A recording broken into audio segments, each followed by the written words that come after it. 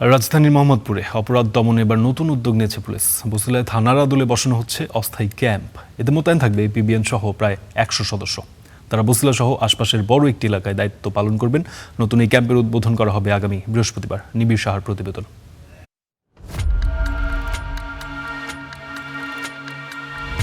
অপরাধীদের অভয়ারণ্য বোঝাতে দ্য সিটি অব গড সিনেমার উদাহরণ দেয়া যায়। রাজধানীর মোহাম্মদপুরকেও তেমনই মনে করেন অনেকে। মোহাম্মদপুরের নানা অপরাধ বারবার গণমাধ্যমে শিরোনাম হওয়ায় নতুন উদ্যোগ নিয়েছে ঢাকা মহানগর পুলিশ ডিএমপি। থানার আদলে বসানো হচ্ছে বসিলা অস্থায়ী পুলিশ ক্যাম্প। জোরে সোরে চলছে নির্মাণ কাজ, যোগ দিয়েছে বরাদ্দকৃত টহল গাড়িও।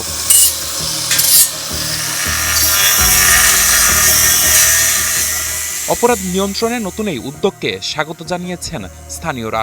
দিনের বেলাও অনেক সময় চিন্তায় হয়ে যায়। এখানে যেহেতু একটা পুলিশ ফাঁড়ি হওয়ার কথা, সেক্ষেত্রে মনে হয় এই এরিয়াটা অপরাধ প্রবণতা কমে যাবে। যে কোনো সময় সাধারণভাবে নিরাপদভাবে চলাচল করতে পারবো। একজন উপপরিদর্শকের নেতৃত্বে ৩২ জন পুলিশ সদস্য দায়িত্ব পালন করবেন সেখানে। যোগ দিয়েছে আর্ম পুলিশ ব্যাটালিয়নের আরও ৬৬ জন সদস্য। সব মিলিয়ে বসিলা অস্থায়ী ক্যাম্পে সদস্য সংখ্যা প্রায় ১০০ জন। ঢাকা উদ্যান থেকে বেড়িবাঁধ হয়ে বসিলা এবং রায়ের বাজার পর্যন্ত বড় একটি জায়গা জুড়ে কাজ করবেন তারা।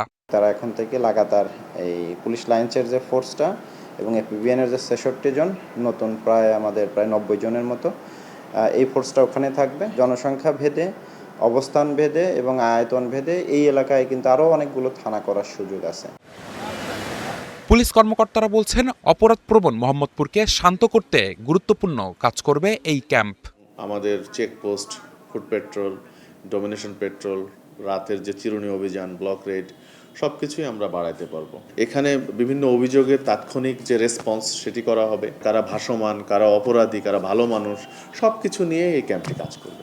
বেশ কয়েকটি স্থায়ী চেকপোস্ট পরিচালনা করবে ক্যাম্পের এপিবিএন সদস্যরা। এজন্য সড়কে বসানো হচ্ছে সিসি ক্যামেরা। নিবিড় সাহা, স্টার নিউজ, ঢাকা।